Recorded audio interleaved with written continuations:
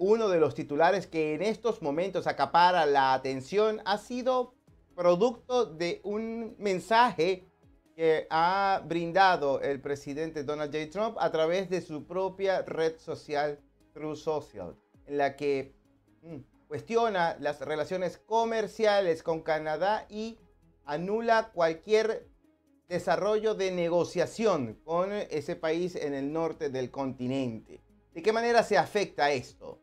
Es parte de los impactos que en el día de hoy vamos a analizar desde el punto de vista de geopolítica. Con nuestro primer invitado nos conectamos de inmediato. Es un amigo de esta casa, Antonio de la Cruz, director ejecutivo de Inter-American Trends y del Centro de Estudios, precisamente de esta agencia de análisis. Como economista, Antonio, bríndanos un poco el impacto que considera, en este caso, tu despacho, sobre este anuncio que sin duda nuevamente coloca la mirada de todos los economistas sobre la Casa Blanca. ¿Está capacitada la Casa Blanca para administrar la economía en el continente? Bienvenido, por favor.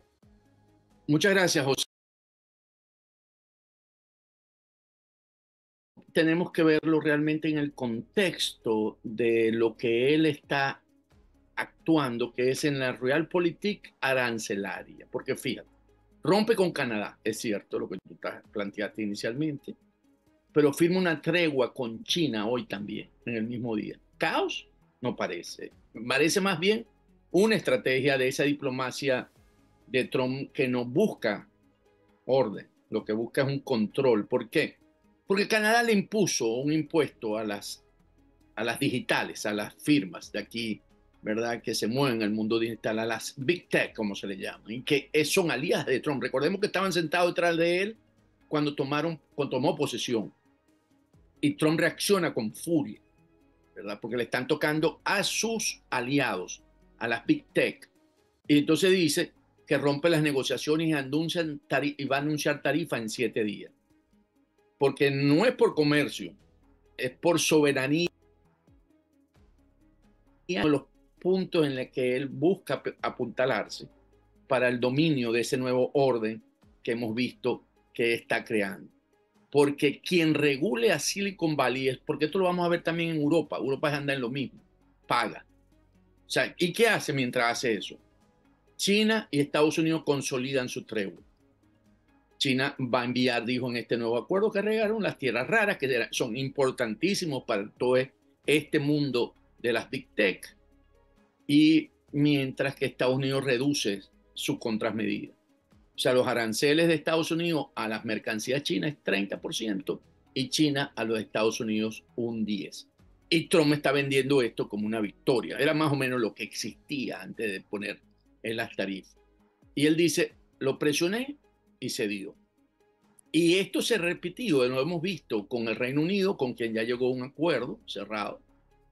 A la Unión Europea la tiene bajo amenaza, le dice que le va a cobrar el 50% en áreas críticas como la farmacéutica, el acero, ¿verdad?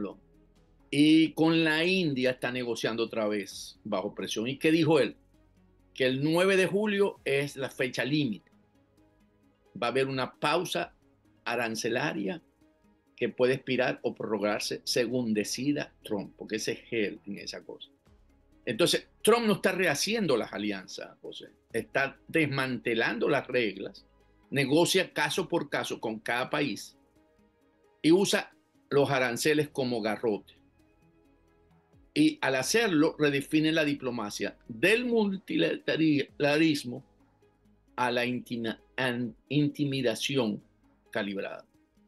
Una Entonces, manera distinta de negociar, una manera distinta, o no, corrijo, una manera agresiva de negociar, pero sí una manera distinta de gobernar.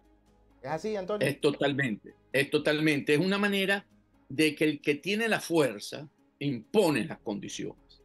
Tú no me la vas a, o sea, Canadá no le va a imponer condiciones, lo que está mandando el mensaje Trump, y menos a las Big Tech, que es una de las puntas de afianzamiento de Trump. Y eso se está viendo también con Europa. Europa también quiere ponerle, recordemos, a lo que es las grandes, ¿verdad? Amazon, toda esta, le quiere poner un impuesto. Y ahí también hay una situación difícil. Pero hay algo que tenemos que pensar y reflexionar, porque las grandes potencias que destruyen el orden que crearon suelen perder más de lo que ganan. O sea, él está destruyendo el orden después de la Segunda Guerra Mundial. Definitivamente está estableciendo un nuevo orden que es de los países fuertes imponen las reglas. ¿Ok? Trump no quiere ese orden que se regulaba a través de la ONU, de la OMC, ¿verdad? La Organización Mundial, de la de comercio, ¿verdad? La de salud tampoco, ¿verdad? Él quiere un poder inmediato y mientras funcione, el mundo sigue. Entonces vimos, según la visión esta, que China cede, pero no, China no cede, China gana tiempo, pues China piensa en tiempos de 100 años. Aquí, lamentablemente, en Estados Unidos son de 4 años, porque hay elecciones cada 4 y otros son de 2. En el caso de Canadá, bueno, ahí está jugando para sostener esa posición. La Unión Europea sí está negociando contrarreloj. Y la India sí se está abriendo, aunque no son grandes las expectativas, un poco las barreras para que puedan entrar los productos estadounidenses. Antonio, aterricemos esto en la economía de bolsillo. Beneficio próximo o mediano plazo para el estadounidense, ese que está viendo mermado muchísimo su presupuesto a lo largo de los últimos meses, el que aspiraba a que iba a despegar el valor adquisitivo del dólar, o al menos del salario, iba a cambiar un poco lo que era la manera de rendimiento y no tenía que tener tantos apuros. Es decir, esto, ¿de qué manera esta medida específica, así como los aranceles, se pueden ver reflejado pronto? El acuerdo con China, que era la amenaza más grande para el bolsillo, porque forma parte de la cadena de suministro, quedando con un 30%, ¿verdad? Los aranceles están más o menos en el orden lo que antes se tenía el arancel de los productos de China. O sea, si uno lo ve desde esa perspectiva y está obteniendo las tierras raras, o sea, no va a haber deficiencia para seguir construyendo todo lo que es la nueva tecnología. Entonces, si uno lo ve desde esa perspectiva, un precio del petróleo que no se disparó con la guerra de Irán, ¿verdad? Vimos que se mantuvo y ahora va a tender nuevamente a colocarse en los 68, 67 que estaba antes del conflicto Israel-Irán, porque ese tiene un componente también en el bolsillo, por eso lo meto en la ecuación. Y Europa no es de los grandes contribuyentes, Canadá sí es. Canadá y México también tienen una proporción importante en esa relación comercial. ¿Cómo va a terminar de manejar lo de Canadá? Es interesante porque ya logró resolver un poco lo de China. Con Canadá podemos ver un efecto. Entonces, ¿qué tenemos? Tenemos un escenario económico donde en la parte de el aumento de la inflación, que es donde le pega a uno el bolsillo, por la gasolina no se pareciese que fuese a subir. Ahora, por las importaciones de insumos, ¿verdad? Pudiese haber un pequeño impacto, pero ya aquello de que veíamos que unas navidades sin venir los productos de China, pareciera que no es tan grave, pareciera que estamos a tiempo, estamos a 6 meses, de que los importadores puedan traer nuevamente las mercancías para colocarlas en el mercado. Con un pequeño aumento, pero él viene presionando a la FED de que baje las tasas de interés. ¿Okay? Entonces, si él logra eso en la próxima reunión de la FED y logra arreglar un poco lo de Canadá, porque ahí sí podría tener un pequeño impacto, ¿verdad? Porque ese sí es un suplidor importante para los Estados Unidos. Yo creo que podríamos estar viendo un escenario donde Trump se está preparando para las elecciones del próximo año. Ahora, Antonio, al comenzar el programa, hablábamos sobre los titulares que se han generado en el día de hoy desde Estados Unidos. En materia de política internacional también destaca algo que desde la representación de la Organización de Estados Americanos, de parte de Estados Unidos, se apunta hacia la conducción o la dirección de esta instancia internacional. Coincide también una advertencia que hace Estados Unidos en que la OEA debería prestarle atención a la solución que amerita en Venezuela por la crisis sociopolítica que atraviesa, el hecho de que ha sido designada por nominación de Estados Unidos Rosa María Payá como integrante de la Comisión Interamericana de los Derechos Humanos. Hemos entrevistado en muchas oportunidades, hemos conversado con Rosa María Payá, una disidente cubana, hija de Osvaldo Payá, un opositor cubano que fue asesinado en Cuba y que en esta oportunidad ahora destaca sobre una gran responsabilidad. Es necesario prestarle atención a la Organización de Estados Americanos, es necesario prestarle atención y te pregunto también, con tu permiso, vamos a escuchar parte de las palabras que en el día de hoy Rosa María Payá le ha dado al Departamento de Estado. Compartimos con ustedes parte de su mensaje. La democracia se deteriora, donde hay 3 dictaduras en la región, una crisis en Haití, que afectan desproporcionadamente a niñas, niños, mujeres, perseguidos políticos, y por eso mis prioridades están en la dirección de acercar la comisión a las víctimas, a los más vulnerables, de proteger y defender la democracia y la libertad en nuestros países, de hacer una comisión también más eficaz, más cercana a las víctimas, en un diálogo más productivo con los Estados miembros. Yo nací en la tiranía más larga y sangrienta que todavía sufre nuestra región. Las Américas han pagado un precio muy alto por tolerar más de 60 años de dictadura en Cuba, dando al traste con la democracia en Venezuela, en Nicaragua, expandiendo el autoritarismo. Yo creo que corresponde a las mujeres y a los hombres de las Américas terminar con la cabeza del pulpo autoritario y todos sus tentáculos que tanto sufrimiento han causado. Mi padre dedicó la vida a ese esfuerzo. Él estaba convencido de que los derechos humanos existen más allá de la raza, de la política, de la cultura, que los derechos humanos no se otorgan, se protegen. Él es mi inspiración para servir en la comisión, y desde la comisión y allí donde yo me encuentre voy a seguir trabajando por unas Américas más justas, por unas Américas más libres, donde sea posible ser feliz con el fruto de tu trabajo. Antonio, tu impresión al respecto.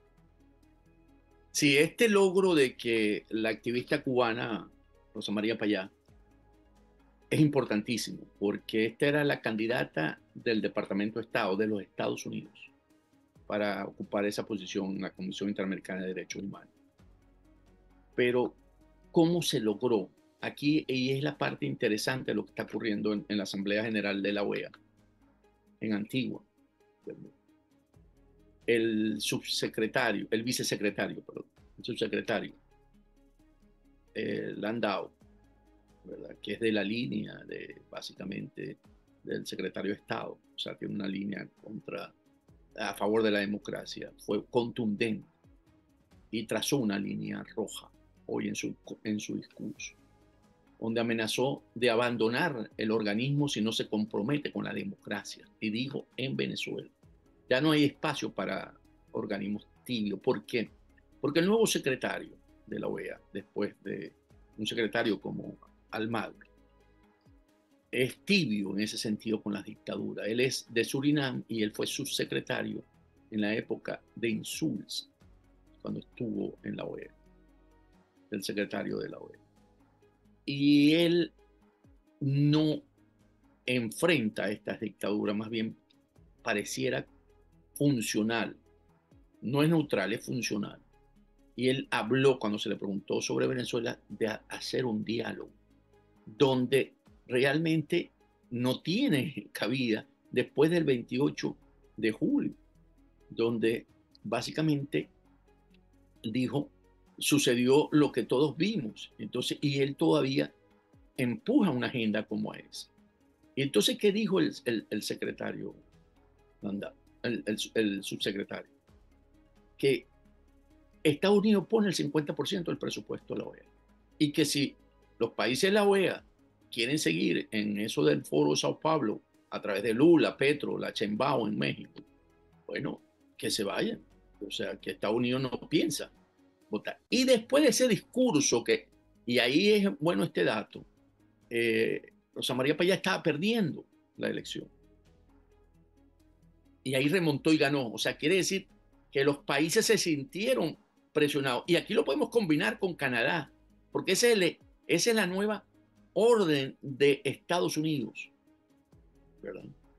Que se impone en términos de que si yo estoy financiando el 50% del presupuesto, yo no voy a seguir permitiendo que el resto de los países tenga otra agenda, sino la agenda que los Estados Unidos considera que es la que debe actuar en América Latina, y ahí el secretario de Estado, ¿verdad? Marco Rubio lo tiene muy bien delimitado, muy bien estructurado, que en la región las dictaduras de Cuba, Nicaragua y Venezuela no son países que puedan seguir usando el hemisferio para seguir usurpando la democracia y por lo tanto manteniendo unas organizaciones que están más cerca del crimen organizado, organizaciones de crimen organizado, que de países democráticos. Entonces yo creo que esto es importantísimo lo que pasó hoy en la OEA. ¿Por qué?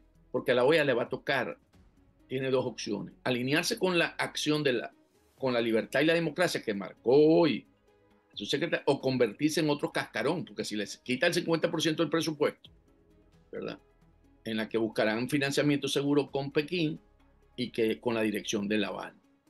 Pero eso sí, el reloj le está corriendo ahorita al secretario y a la OEA.